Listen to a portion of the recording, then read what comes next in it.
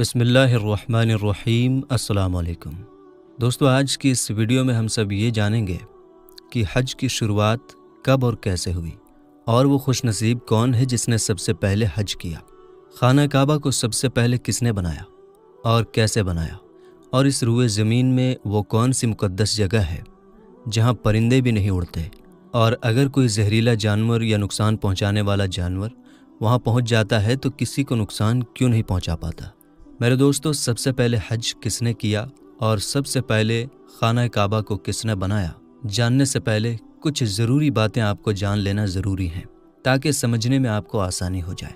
سب سے پہلے آپ یاد رکھیں کہ حج کے علاوہ جتنی بھی عبادتیں ہیں انہیں انسان جہاں چاہے کر سکتا ہے، لیکن حج ایک ایسی عبادت ہے جس کے لیے خاص جگہیں ہیں۔ انہی جگہوں میں حج کی ادائیگی ہو سکتی ہے، اور ان خاص جگہوں میں سب سے زیادہ عظمت والی جگہ خانہ کعبہ ہے، جسے بیت اللہ شریف بھی کہا جاتا ہے۔ اس کی عظمت کا اندازہ اس سے لگا سکتے ہیں کہ وہاں پر ایک نیکی کا ثواب 1,00,000 کے برابر ہے۔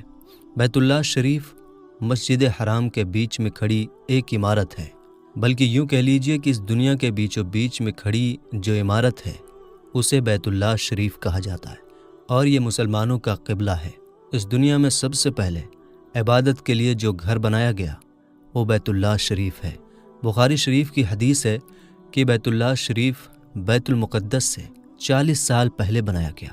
بیت اللہ شریف کی عزت اور عظمت ہر زمانے میں رہی ہے، اور ہر زمانے میں لوگوں نے اس کا طواف کیا ہے، چاہے اسلام سے پہلے کا زمانہ ہو یا اسلام کے بعد کا زمانہ ہو۔ بیت اللہ شریف کی عزت اور عظمت میں کبھی کمی نہیں آئی ہے۔ جسے بھی اس مقدس گھر کی حفاظت کی ذمہ داری ملی ہے، اس نے بڑی عزت اور عظمت کے ساتھ اسے سنبھالا ہے۔ خانہ کعبہ کی عظمت کو اللہ تعالیٰ نے قرآن مجید میں یوں بیان فرمایا ہے: بے شک سب سے پہلا گھر جو لوگوں کی عبادت کے لیے بنایا گیا وہ ہے جو مکہ میں ہے، برکت والا ہے اور سارے جہان والوں کے لیے ہدایت ہے۔ اس میں کھلی نشانیاں ہیں، ابراہیم کے کھڑے ہونے کی جگہ ہے، اور جو اس میں داخل ہوا امن والا ہو گیا، اور اللہ کے لیے لوگوں پر اس گھر کا حج کرنا فرض ہے جو اس تک پہنچنے کی طاقت رکھتا ہو، اور جو انکار کرے تو اللہ سارے جہان سے بے پرواہ ہے۔ علماء فرماتے ہیں کہ خانہ کعبہ کی نشانیوں میں سے کچھ نشانیاں یہ ہیں کہ پرندے خانہ کعبہ کے اوپر نہیں بیٹھتے، اور اس کے اوپر سے وہ اڑتے بھی نہیں، بلکہ اڑتے ہوئے آتے ہیں تو ادھر ادھر ہٹ جاتے ہیں، اور جو پرندے بیمار ہوتے ہیں وہ اپنا علاج یہیں کرتے ہیں، اور انہیں یہاں سے شفا مل جاتی ہے۔ نقصان پہنچانے والے جانور ایک دوسرے کو حرم شریف کی حدود میں تکلیف نہیں دیتے، یہاں تک کہ اس زمین میں کتے، ہرن کے شکار کے لیے نہیں دوڑتے اور وہاں شکار نہیں کرتے۔ لوگوں کے دل کعبہ شریف کی طرف کھینچتے ہیں، اور اس کی طرف نظر کرنے سے آنسو جاری ہو جاتے ہیں۔ ہر جمعہ کی رات کو اولیاء اکرام کی روحیں خانہ کعبہ کے آس پاس حاضر ہوتی ہیں، اور جو کوئی اس کی بے حرمتی اور بے ادبی کا ارادہ کرتا ہے برباد ہو جاتا ہے۔ اور انہی نشانیوں میں سے ایک نشانی مقام ابراہیم ہے۔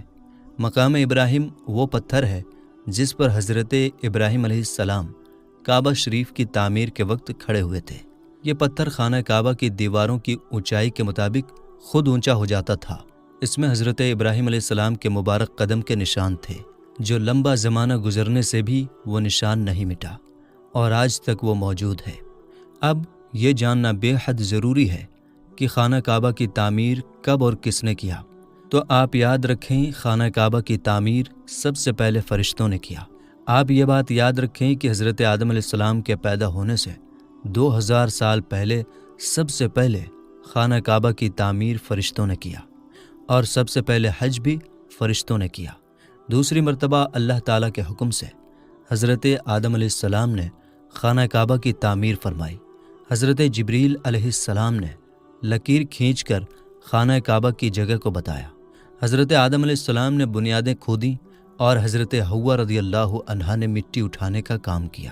پھر اللہ تعالیٰ کی طرف سے حضرت آدم علیہ السلام کو خانہ کعبہ کے طواف کا حکم ہوا، اور فرمایا گیا: اے آدم، آپ پہلے انسان ہیں اور یہ دنیا کا پہلا گھر ہے۔ تو سب سے پہلے حج فرشتوں نے کیا، اور انسانوں میں سب سے پہلے حج حضرت آدم علیہ السلام نے کیا۔ پھر یہ سلسلہ چلتا رہا اور آج تک یہ چل رہا ہے۔ اب آگے میں یہ بتاؤں گا کہ اسلام میں سب سے پہلے حج کس نے کیا۔ تیسری بار حضرت شیش علیہ السلام نے مٹی اور پتھر سے خانہ کعبہ کی تعمیر فرمائی، اور کچھ لوگوں نے یہ بتایا ہے کہ حضرت شیش علیہ السلام نے خانہ کعبہ کی صرف مرمت کا کام کیا تھا۔ طوفان نوح کے وقت خانہ کعبہ کی عمارت آسمان پر اٹھا لی گئی اور یہ جگہ ایک اونچے ٹیلے کی صورت میں رہ گئی۔ پھر اسی بنیاد پر چوتھی بار حضرت ابراہیم علیہ السلام نے خانہ کعبہ کو تعمیر فرمایا، جس میں پتھر اٹھا کر لانے کا کام حضرت اسماعیل علیہ السلام نے کیا۔ پانچویں بار خانہ کعبہ کی تعمیر قوم عمالقہ نے اور چھٹی بار قبیلہ جرہم نے کیا۔ ساتویں بار خانہ کعبہ کی تعمیر قصی بن کلاب نے کیا، جو رسول کریم صلی اللہ تعالیٰ علیہ وسلم کے پرداداؤں میں سے ہیں۔ آٹھویں بار خانہ کعبہ کی تعمیر مکہ کے قریش نے کیا، اور اس تعمیر میں اللہ کے رسول صلی اللہ تعالیٰ علیہ وسلم بھی شامل تھے۔ مکہ کے قریش نے خانہ کعبہ کی تعمیر کیوں کیا؟ تو علماء نے اس کی وجہ یہ بتائی ہے کہ خاندان قریش سے ایک عورت خانہ کعبہ کو روشن کرنے کے ارادے سے روشن دان میں کچھ چنگاریاں لے کر جاتی ہے۔ اچانک سے اس میں سے کچھ چنگاریاں اڑ کر خانہ کعبہ کے غلاف پر پڑتی ہے اور اس میں آگ لگ جاتی ہے، جس کی وجہ سے خانہ کعبہ کی دیوار کمزور ہو جاتی ہے۔ جب قریش نے یہ دیکھا کہ آگ لگنے کی وجہ سے خانہ کعبہ کی دیوار کمزور ہو گئی ہے، تو قریش کے اندر ڈر کا ماحول پیدا ہو گیا کہ اگر وہ خانہ کعبہ کی تعمیر نہیں کیے تو ان پر اللہ کا عذاب آئے گا۔ اس لیے قریش نے آگے بڑھ کر خانہ کعبہ کی تعمیر دوبارہ کیا، لیکن ان لوگوں کے پاس حلال مال اتنا زیادہ نہیں تھا کہ وہ مکمل طور پر اسی طرح خانہ کعبہ کی تعمیر کر سکیں جس طرح حضرت ابراہیم علیہ السلام نے کیا تھا۔ اس لیے ان لوگوں نے حجر اسود کی طرف سے 3.30 میٹر کم کر دیا اور ایک چھوٹی سی دیوار سے گھیر دیا تاکہ لوگ طواف کے وقت اس کے اندر نہ آ سکیں۔ اسی کو حطیم کعبہ کہا جاتا ہے۔ 9ویں بار خانہ کعبہ کی تعمیر حضرت عبداللہ ابن زبیر نے کیا۔ یزید کے حکم سے جب یزیدی فوج نے خانہ کعبہ پر پتھر برسایا تو خانہ کعبہ کی دیواریں بھی کمزور ہو گئیں، تو حضرت عبداللہ ابن زبیر نے خانہ کعبہ کی تعمیر اسی طرح کیا جس طرح حضرت ابراہیم علیہ السلام نے کیا تھا، یعنی انہوں نے حطیم کعبہ کو بھی کعبہ کے اندر ملا دیا۔ 10ویں بار خانہ کعبہ کی تعمیر حجاج بن یوسف نے کیا، جو ایک بہت ہی ظالم بادشاہ تھا۔ اس نے یہ کیا کہ جو حصہ حضرت عبداللہ ابن زبیر نے خانہ کعبہ میں شامل کر دیا تھا، اس حصے کو حجاج بن یوسف نے نکال دیا اور اسی طرح خانہ کعبہ کی تعمیر کی جس طرح قریش نے کی تھی۔ اب یہ جاننا بے حد ضروری ہے کہ کب حج کا عام اعلان ہوا۔ تو سب سے پہلے یہ جان لیجئے کہ چوتھی بار جب حضرت ابراہیم علیہ السلام نے طوفان نوح کے بعد اللہ تعالیٰ کے حکم سے خانہ کعبہ کی تعمیر مکمل کر دیا، تو اللہ تعالیٰ کی طرف سے حکم ہوتا ہے کہ اے ابراہیم، لوگوں میں حج کا عام اعلان کر دو، وہ تمہارے پاس پیدل اور ہر دبلی اونٹنی پر سوار ہو کر آئیں گے جو ہر دور کی راہ سے آتی ہیں۔ جب اللہ تعالیٰ نے حضرت ابراہیم علیہ السلام کو حج کے عام اعلان کا حکم دیا تو حضرت ابراہیم علیہ السلام ابو قبیس پہاڑ پر تشریف لے جاتے ہیں اور وہاں جا کر لوگوں میں حج کا عام اعلان کرتے ہیں۔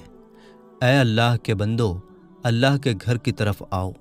آپ کی اس دعوت کو قیامت تک پیدا ہونے والے انسانوں نے سن لیا، اور آپ کے اس اعلان کو سن کر جس نے جتنی بار لبیک کہا وہ اتنی ہی بار حج ادا کرے گا، اور جو روح خاموش رہی وہ حج نہیں کر سکے گی۔ جب حضرت ابراہیم علیہ السلام اللہ تعالیٰ کے حکم سے حج کا اعلان کرتے ہیں تو جو اللہ کے نیک بندے ہوتے ہیں وہ اس خبر کو سنتے ہی مچل اٹھتے ہیں اور یہ پکار اٹھتے ہیں، لبیک اللہم لبیک، لبیک اللہم لبیک۔ یہ بات یاد رکھیں کہ آج سے تقریباً 4000 سال پہلے اللہ کے بندوں نے جس نغمہ توحید کو بلند کیا تھا، یعنی لبیک اللہم لبیک، آج تک اسی لبیک اللہم لبیک کی آوازوں سے پوری زمین گونج رہی ہے۔ جب کوئی انسان حج کے لیے کعبہ کوسین میں قدم رکھتا ہے تو اس کا تعلق چاہے جس ملک سے ہو اور وہ جو زبان بھی بولتا ہو، لیکن وہ لبیک اللہم لبیک بولتا ہوا نظر آتا ہے۔ یہاں پر جب انسان حج کے لیے خانہ کعبہ چلا جاتا ہے تو اس کی حالت، شکل و صورت بالکل بدل جاتی ہے۔ तमाम लोगों की एक ही हालत होती है, एक ही पोशाक होता है, एक ही सूरत होती है, और ये सारे लोग फ़कीर बनकर, ग़ुलाम बनकर अल्लाह ताला की बारगाह में रोते हैं, गिड़गिड़ाते हैं, दुआएं करते हैं। और जब ये लोग अल्लाह की बारगाह में रोते हैं, गिड़गिड़ाते हैं, तौबा करते हैं, तो अल्लाह जो बड़ा मेहरबान है वो करम और फजल की बारिश बरसाता है और बड़े से बड़े जालिमों के गुनाहों को पल भर में मिटा देता है। अल्लाह के नबी सल्लल्लाहु ताला अलैहि वसल्लम इरशाद फरमाते हैं कि जिसने अल्लाह के लिए हज किया, उसमें गुनाह नहीं किया, तो वो इस तरह लौटेगा जैसे उसकी माँ ने उसे अभी पैदा किया हो। इसी तरह से एक दूसरी हदीस है, अल्लाह के रसूल फरमाते हैं, हज और उम्रा गुनाहों को इस तरह साफ़ कर देते हैं जिस तरह भट्ठी लोहे, सोने और चांदी के मैल कुचैल को साफ़ कर देती है। और जो मोमिन बंदा हज करता है और गुनाहों में मुब्तला नहीं होता, उसके पिछले तमाम गुनाह बख्श दिए जाते हैं। अब ये रहा कि इस्लाम में सबसे पहले हज किसने किया। जब अल्लाह ताला की तरफ से मुसलमानों पर हज फ़र्ज किया गया तो 9 हिजरी में अल्लाह के रसूल सल्लल्लाहु ताला अलैहि वसल्लम ने हज़रत अबू बकर सिद्दीक़ रदियल्लाहु ताला अन्हु को मुसलमानों का अमीर और हेड बनाकर हज के लिए मक्का मुकर्रमा रवाना फरमाया। हज़रत अबू बकर सिद्दीक़ रदियल्लाहु ताला अन्हु की निगरानी में 300 सहाबा इकराम ने सबसे पहली बार बैतुल्लाह शरीफ के हज की खुशनसीबी हासिल की। ये बात भी याद रखें कि हम में से जिसे अल्लाह ताला ने हज करने की ताकत बख्शा हो तो उसे चाहिए कि वह जल्द से जल्द हज कर लें। कहीं ऐसा ना हो कि हम उस बड़ी दौलत से महरूम रह जाएं जिसे अल्लाह के रसूल सल्लल्लाहु ताला अलैहि वसल्लम ने हज करने वालों के लिए सुनाया है कि वो इंसान जो हज की दौलत से माला माल हो जाता है वो कितना बड़ा किस्मत का धनी और खुशनसीब होता है। आइए हदीस की रोशनी में सुनें। अल्लाह के रसूल सल्लल्लाहु ताला अलैहि वसल्लम फरमाते हैं कि क़यामत के दिन हाजी अपने घर वालों में से 400 लोगों की शफाअत करेगा और वो गुनाहों से ऐसा पाक हो जाएगा जैसे कि आज उसने अपनी माँ के पेट से जन्म लिया है। सुभान अल्लाह।